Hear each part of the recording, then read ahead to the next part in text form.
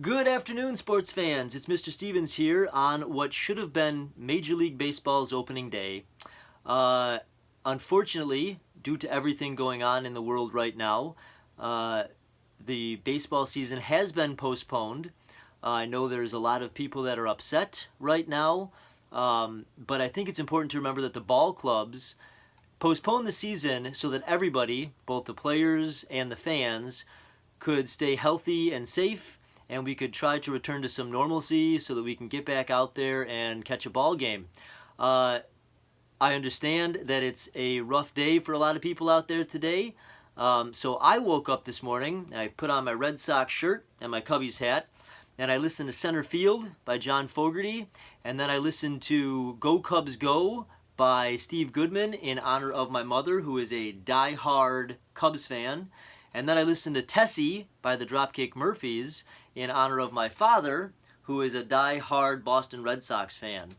And now I'm coming to you guys because I want to read to you a very special poem that was published in 1888 in the San Francisco Examiner, and it was written by a man named Ernest Lawrence Thayer. And this is very topical because this is called Casey at the Bat. The outlook wasn't brilliant for the Mudville Nine that day.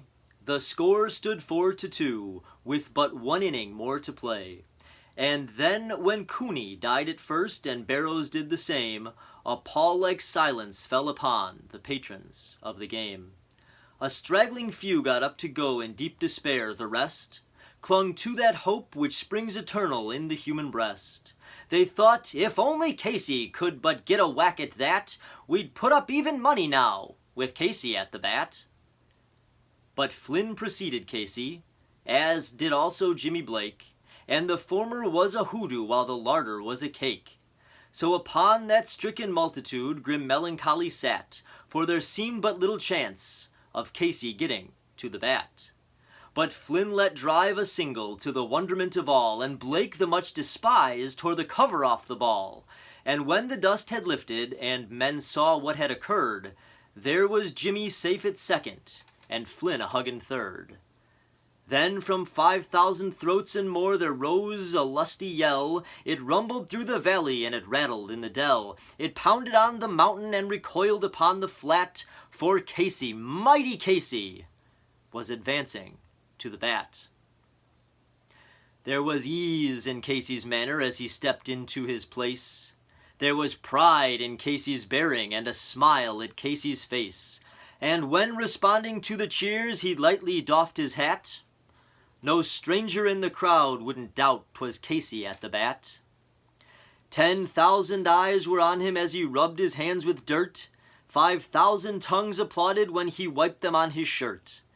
Then while the writhing pitcher ground the ball into his hip, defiance flashed in Casey's eyes, a sneer curled Casey's lips.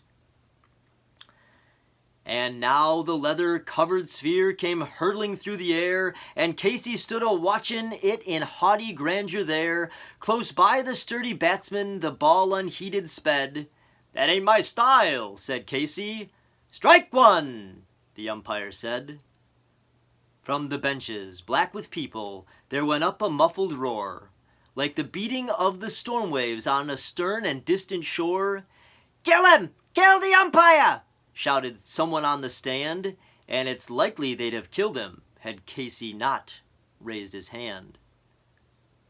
With a smile of Christian charity, great Casey's visage shone. He stilled the rising tumult. He bade the game go on. He signaled to the pitcher, and once more the dun sphere flew. But Casey still ignored it, and the umpire said, "Strike two!" "Fraud!" called the maddening thousands, and echo answered, "Fraud!" But one scornful look from Casey, and the audience was awed. They saw his face grow stern and cold, they saw his muscles strain, and they knew that Casey wouldn't let that ball go by again.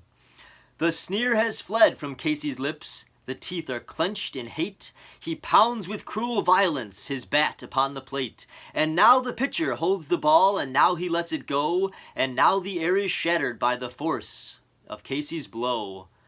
Oh, somewhere in this favored land the sun is shining bright. The band is playing somewhere, and somewhere hearts are light.